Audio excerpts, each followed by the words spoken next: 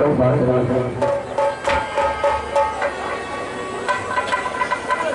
एक बार कान खोल सुन।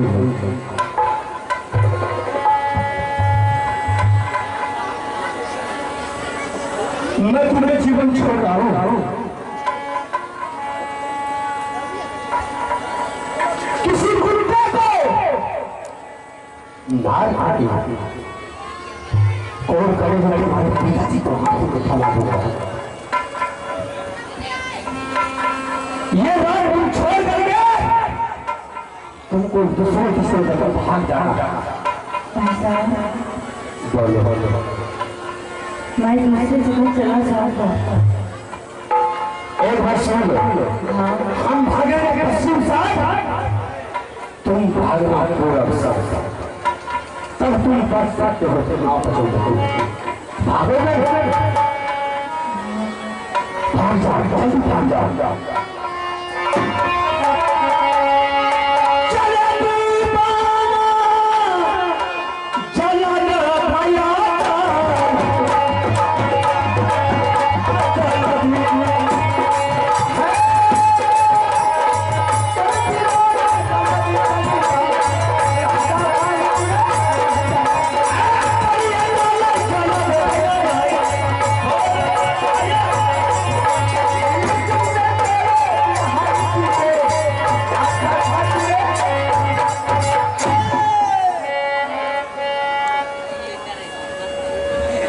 क्या समझ रखा था? और जल्लाद से तुमने छूट गया, लेकिन ये जल्लाद को सारा कोई छोड़ने वाला आज तक पैदा नहीं है। ये कालों से काल महाकाल है दुश्मन। तुमसे घूस लेकर के उसने छोड़ दिया है ना। अब मैं पहले तो तुम्हें देखता हूँ, उसके बाद वो साला को देखेंगे कितना उसका माँ दूध पिलाए। इस दुश्मन से घूस लेकर के भाग गया। मुझे मालूम था साला जल्लाद घुसखोर होता है। मैंने उसे चेतावनी भी दिया था कि मैं तुम्हारे पीछे आ रहा हूँ। एक एक करके साले को, उसके पूरे परिवार को भक्सी झुका के जंगल में नहीं मार दिया तो मेरा गाँव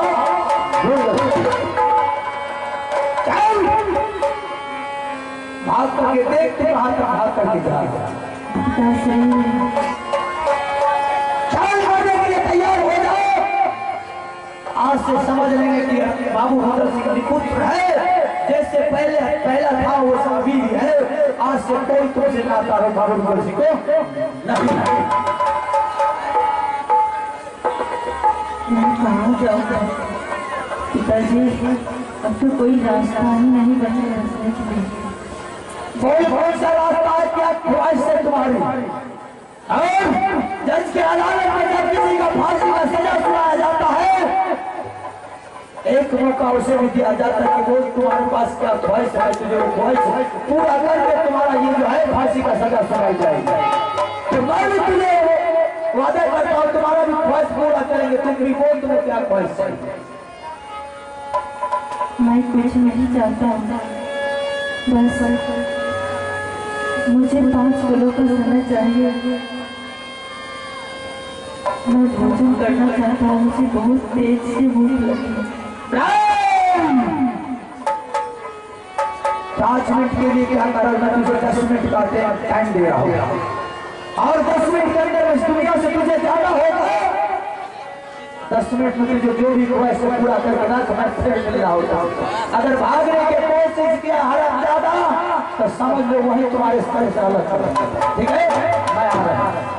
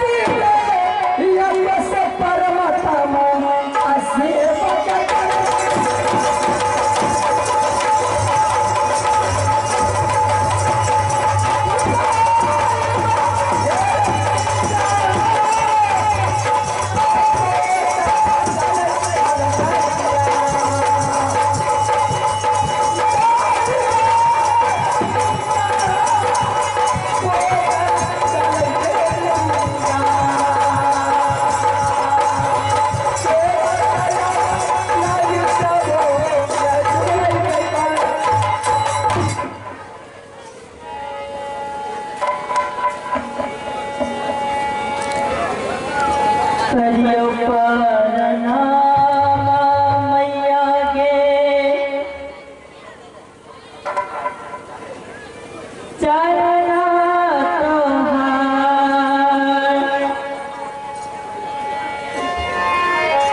तोहार करियो परनामा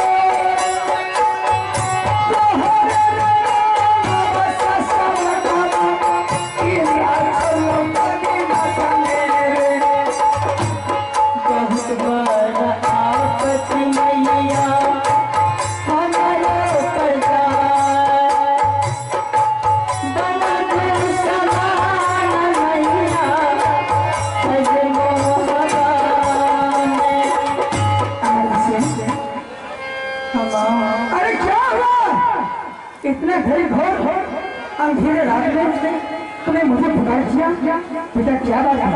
जरा बोल के सुनाओ। अरे तुम्हें आंसू क्यों आ रहा है? तुम्हें बोल।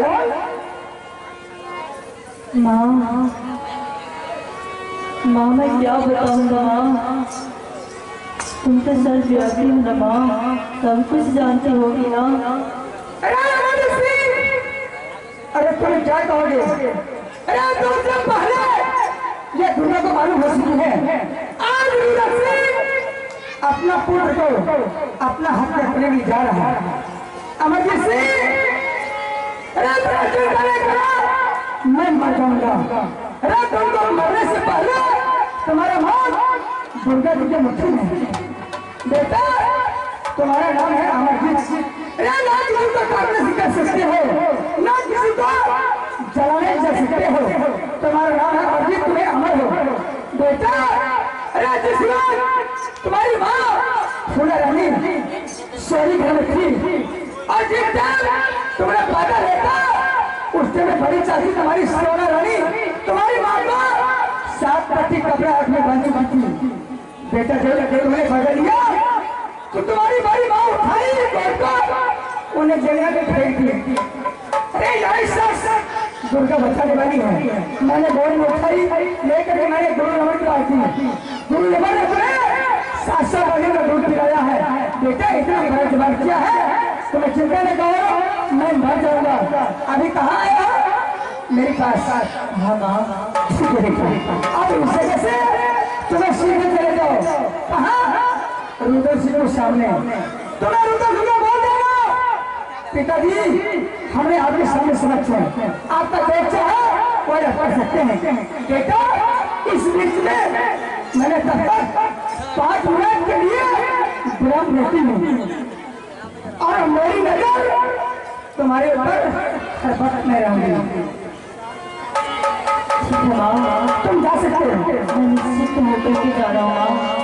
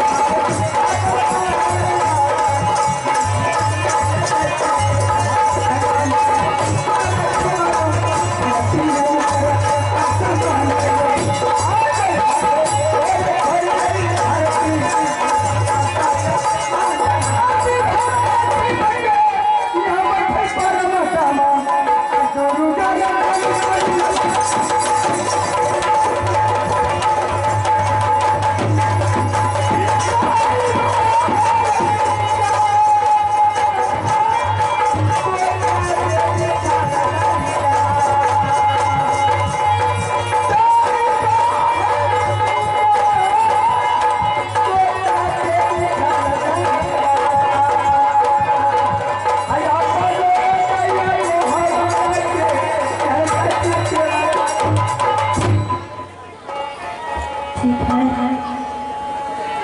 मैं पिताजी को बुला रहा हूँ। अब तो मुझे किसी चीज का गम नहीं है। जिसके साथ स्वयं साक्षात दुर्गे माँ हो, मुझे किसी चिंता नहीं।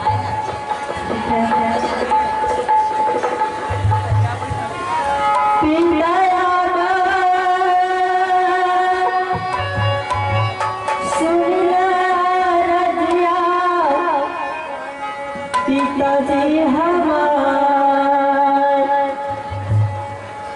करमुला पिताजी हरि हो मेरा बाप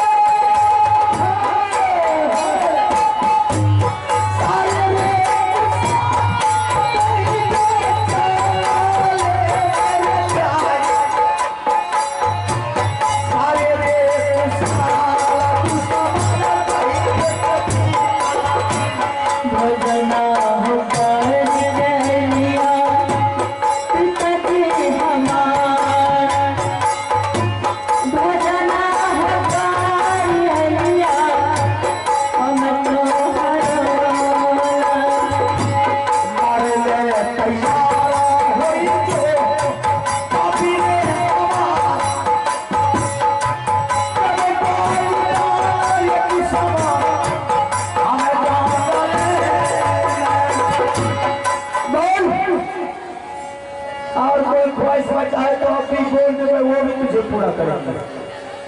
नहीं पिताजी, मेरे मन में जो भी था वो पूर्ण हो चुके हैं।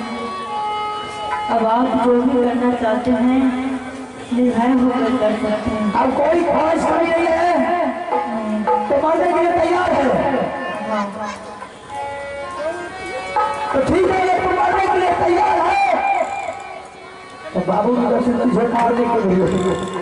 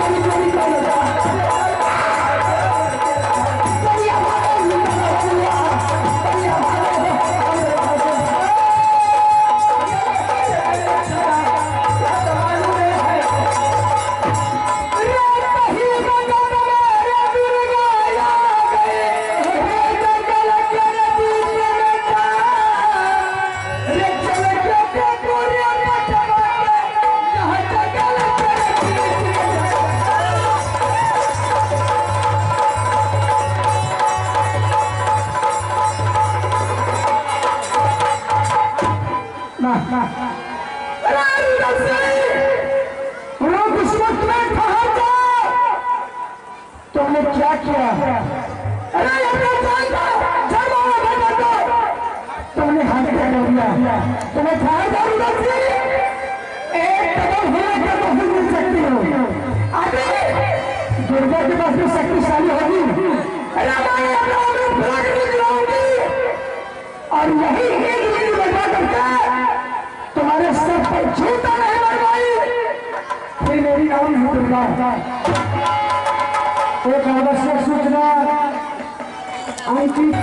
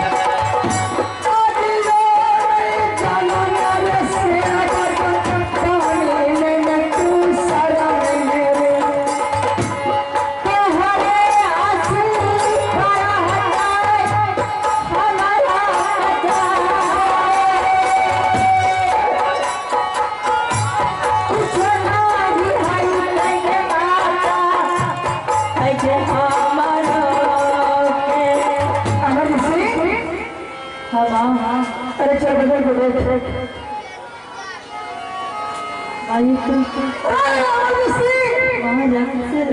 आज अभी निर्बंधी नहीं होती तो बेटा तुम्हारा भाई तुम्हारे पिए में नहीं जा सकता था।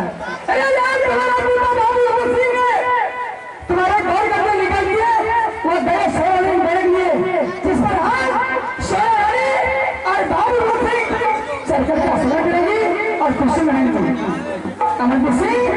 बोल बेटा, जो मैं कहूँगी मेरी बात में रहोगे तो? माँ मैं बस से रहूँगा। अरे मैं कहूँगी आग में जल जाओ। माँ मैं आग में जल मैं जाऊँ। कहूँगी आग में डूब जाओ। माँ मैं पानी में डूब जाऊँ। शाबाश बेटा, अब अब इस राज में तुमको नहीं रहना है। तो माँ कहाँ जाना है? अरे एक राज ऐसा है, वो राज का नाम है धुरंधर और राजा का नाम है विकट सिंह। वो राजा निपुत्र है, वो राजा के पास पुत्र नहीं है, वो राजा के पास एक पुत्री है जिसका नाम है वो रखिए कंचन कुमारी। समझ गया? इस जगह चले जाओ बेटा, वो राजा के पास तुम्हें नौकरी करनी होगा, क्या कर सकते हो? हाँ माँ मैं बस से नौकरी। ठीक है बेटा, इस राज में नहीं हो, अब तुम्हें चले जाओ दूसरे राज टिकट कर, नौकरी खरीदना होगा। तुम फट करके किसी तरह से समय को तुमने प्रेरित करेगा। ठीक है माँ मैं जा रहा हूँ। कहाँ जाए? क्या घर है? हाँ माँ। अब बोलो बेटा, दुर्गा जी के सरवा कैसे करोगे? माँ तुम्हें चलना चाहिए। हाँ हाँ। माँ मैं क्या करूँ? अरे तुम्हें मिठाई नहीं खरीदना है? अरे बेटा तुम्हें एक बार मिट्टी खरीद कर पूजा करोगे, उसमें भी खुशी रहेगी। नहीं माँ फिर भी मैं